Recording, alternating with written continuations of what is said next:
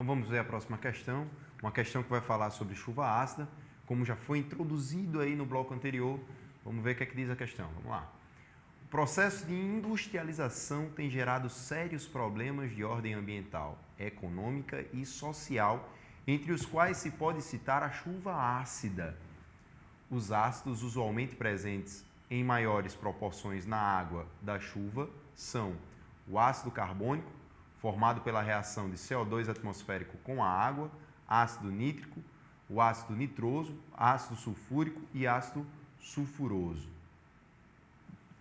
Esses quatro últimos são formados principalmente a partir da reação da água com os óxidos de nitrogênio e de enxofre gerados pela queima de combustíveis fósseis.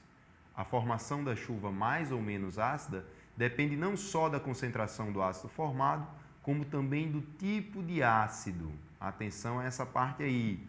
Essa pode ser uma informação útil na elaboração de estratégias para minimizar esse problema ambiental. Essa pode ser uma informação útil aí. Repetir um pouquinho, né? Aí ele pergunta. Ele pergunta aí no final, se consideradas concentrações idênticas, quais dos ácidos no texto conferem maior acidez às águas das chuvas? Interessante também, ó, concentrações idênticas, né? Isso, maravilha. Então, falando um pouquinho a respeito dessa questão, a gente vai ter aí, como são concentrações idênticas, precisamos prestar atenção na força dos ácidos.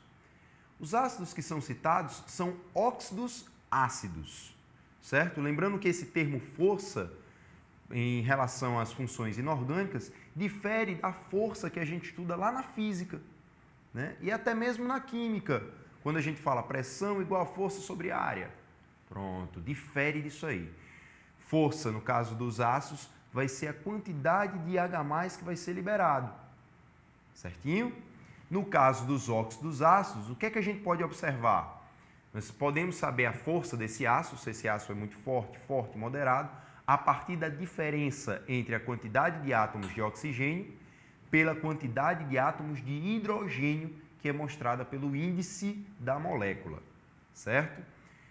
Oxigênio aí 4, menos 1 do hidrogênio igual a 3. Esse valor, esse resultado, consideramos então um ácido muito forte. Para a questão então, como as concentrações são idênticas, isso foi bem colocado, bem claro na questão, nós vamos precisar observar então essa força entre as alternativas, qual ácido mais forte.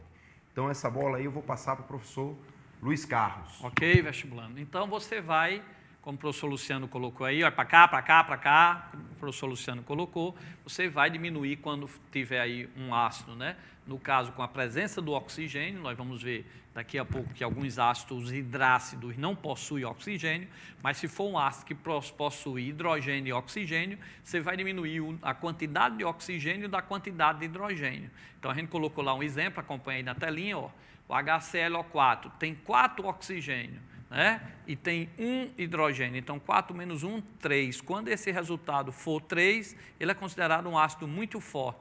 O HClO3, eu tenho aí 3 oxigênio e 1 H, 3 menos 1, 2. Quando o resultado for 2, ele é considerado um ácido forte. O HClO2, o O é 2, o H é 1, 2 menos 1, 1. Quando o resultado for 1, ele é considerado um ácido moderado e quando é 0, ele é considerado um ácido fraco. Então, você tem que memorizar, né, isso aí via de regra em geral é isso daí, você tem que memorizar que quanto maior a diferença da quantidade de oxigênio, como desse primeiro, 4, para a quantidade de hidrogênio, 1, 3, quanto maior essa diferença, o ácido vai aumentando o que a gente chama quimicamente de força, a força do ácido.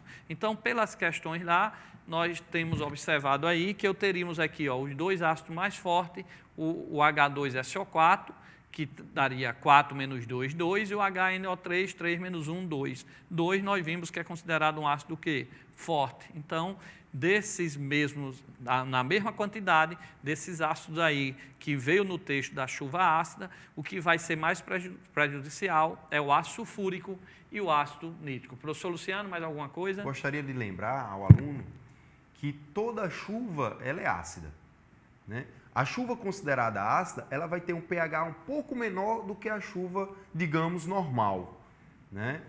Então, essa chuva ácida, como o professor Luiz Carlos tinha colocado no bloco anterior, ela vem principalmente da combustão de combustíveis fósseis. E aí, questão das vacas também, existe isso, né? O CO2 liberado por esses combustíveis, até mesmo o enxofre, o dióxido de enxofre, em contato com a água da atmosfera, vai gerar esses ácidos, né? Vou ter uma reaçãozinha, vou gerar esses ácidos, e aí causa o aumento da acidez da chuva, ok? Essa chuva, ela vai ser formada geralmente em meios urbanos, mas nem sempre ela se precipita em meio urbano, né? Devido aí ao movimento do vento. Então, as correntes, né? Isso, as correntes, né, do vento. Então, ela é levada geralmente às zonas rurais, onde causa principalmente a infertilidade do solo. Professor Luciano, acompanha aí na telinha aí, por favor, vestibulando, que vocês vão ver aí, ó, por exemplo, o CO2, olha só, o CO2, o gás carbônico que sobe. Observe que ele é um óxido, ele ainda não é ácido nem é base, ele é um óxido. O óxido tem sempre, né, rapidamente falando, a gente já tem aula aí no nosso blog sobre óxido, mas rapidamente falando, eu tenho oxigênio com outro elemento, e observe que o carbono é um ametal. Ele é da família lá 4A, ele não é um metal, ele não tem 1, 2 ou 3 elétrons na última camada, então ele é um ametal. Como ele é um ametal, quando ele reage com água, tá, ele forma um ácido, ok? Se eu pegar, por exemplo, o magnésio aqui, ou o Na, tá, ou magnésio, e se eu pegar aqui o magnésio, um óxido com magnésio, o magnésio ele é um metal, ele está na tabela logo lá na família 2A. Então, se ele é um metal, quando ele reage com água, ele vai formar uma base. Então, esses gases que sobem devido da queima de combustíveis fósseis, quando ele sobe e pega água, ele forma o ácido H2CO3 e desce junto com a água, com a chuva, por isso que é a chuva ácida. Se a gente tivesse o óxido de magnésio, que não é isso que sai da queima, reagindo com a água, eu teria uma base, Mg, tira aí o símbolo da TV União, bem rapidinho, Jonathan. Eu teria aí uma base, MgOH2. Então, ó, essa reação também é importante para o Enem. Quando eu tenho dois elementos, entre ele o oxigênio, e eu tenho aqui um elemento que não é metal, que é da família 4A, 5A, 6A, eu vou formar ácido. Quando eu tenho o oxigênio com um metal, família 1A, 2A, 3A, quando ele reage com a água, ele forma uma base. Então, essas reações é importante. Esse óxido que tem ao seu lado um elemento que não é metal, que a gente chama óxido ácido, ele é chamado óxido ácido porque quando ele reage com a água, ele forma um ácido. Quando eu tenho um metal do lado do oxigênio, eu tenho um óxido básico. Quando reage com a água, forma uma base. Então, o ácido e a base vem exatamente da reação de um óxido aí na presença da água. Ok? Professor Luciano. Maravilha, é isso mesmo. Vamos ver aí na questão o que é que a gente tem. Na tabelinha, né? Finalizando nessa parte de ácido questão, forte, né? Fraco. Vamos ver.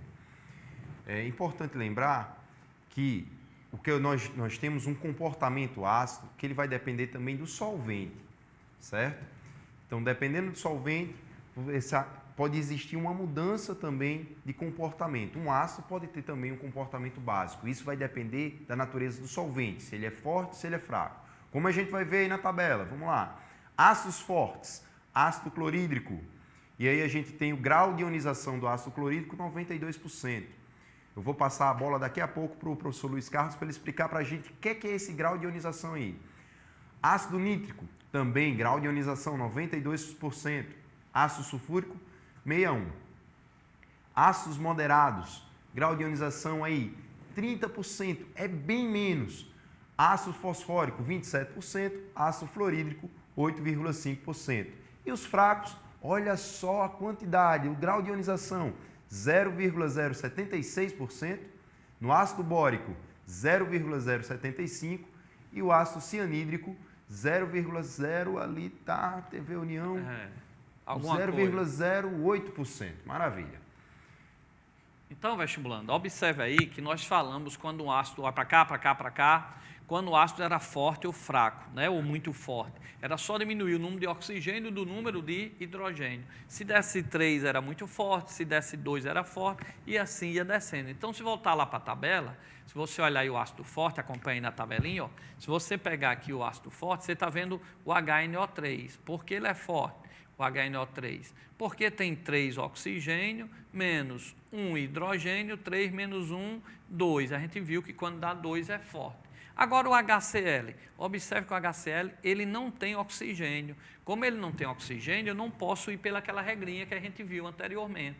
Você que chegou aqui agora, né, essa aula depois vai estar lá no nosso blog e você pode acompanhar toda essa explicação aí dos ácidos quando era forte e fraco. Mas para quem já estava acompanhando, a gente explicou quando ele era muito forte, forte e fraco, quando tinha oxigênio e quando não tem oxigênio. Então, volta quando não tem oxigênio, olha aí na telinha, é chamado de hidrácido por não ter oxigênio, como HCl, que não tem oxigênio, e você tem que memorizar, porque para o vestibular algumas coisas a gente tem que decorar, memorizar, e a gente tem que memorizar que o HCl é um ácido forte, ok? Bastante forte, e o grau dele aí 92%. Só para você ter uma ideia, seria mais ou menos que se eu colocasse aí 100 moléculas, 92 moléculas dela estaria ionizado, estaria separado em H+ e Cl-. Por isso que o HCl, dentro d'água, ele passa, essa mistura passa a conduzir a eletricidade, porque existe a ionização, ou seja, existe a separação do H+ para o Cl-. Se o HCl fosse um ácido fraco, ele não se separava tanto na presença da água e não conduzia a parte da eletricidade usando aí o solvente e a água, ok? Então, rapidamente, nessa tabelinha aí, ó, deixa eu só apagar aí bem rapidinho, é bom memorizar esses ácidos, que são os ácidos que são mais cobrados, né, professor Luciano, no nosso dia a dia. Então, eu teria ácido forte, eu teria que memorizar o HCl, o HNO3 e o ácido sulfúrico também são os mais fortes, e a gente explicou há pouco tempo. É só diminuir 3 menos 1 do H, 4 menos 2 do H, dá 2, quando dá acima de 2 é forte ou muito forte.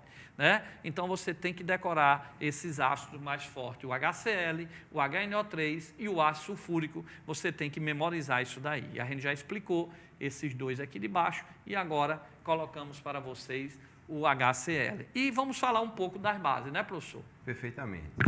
Então, aí as bases fortes, a gente tem um grau de ionização acima de 50%, né? Uns exemplos aí, o hidróxido de sódio, o hidróxido de cálcio, né? O hidróxido de sódio também vendido no comércio como soda cáustica. E a gente tem aí algo peculiar. Sódio, família 1A, metal alcalino, metais alcalinos terrosos formam sempre bases fortes, ok? Família 1A, família 2A, bases fortes.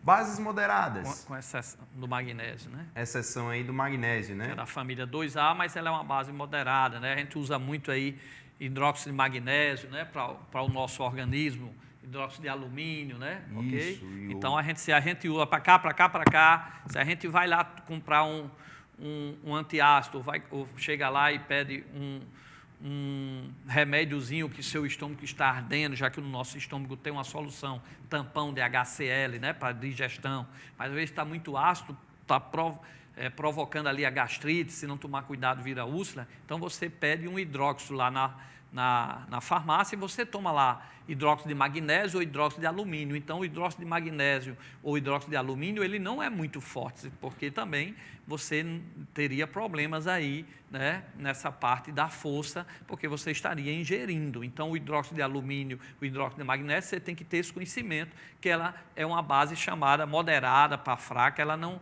vai ter aí uma base forte. Agora, o NaOH, que você compra como soda cáustica aí nas lojas de material de construção, se você colocar ela dentro d'água, ela fica muito forte, esquenta o recipiente, porque libera energia, né? Vai provocar aí, vai ser ela vai diluir, vai ocorrer uma dissolução mais exotérmica, que libera calor. Você usa muito o hidróxido de sódio, que é uma base forte, NaOH, é muito forte, você não toma para neutralizar seu estômago, mas você coloca lá, por exemplo, para desentupir, né? Numa pia, no esgoto, você usa o NaOH, que é uma base forte da família 1A todos são fortes, então você tem que memorizar isso aí para o Enem, ok? Já o hidróxido de magnésio, que é uma exceção, que é da família 2A, era para ser forte, mas é uma exceção. O hidróxido de alumínio já é da família 3A, então é uma base que não é considerada forte. Então, forte, você tem que memorizar bem o NaOH, o hidróxido de sódio, ok?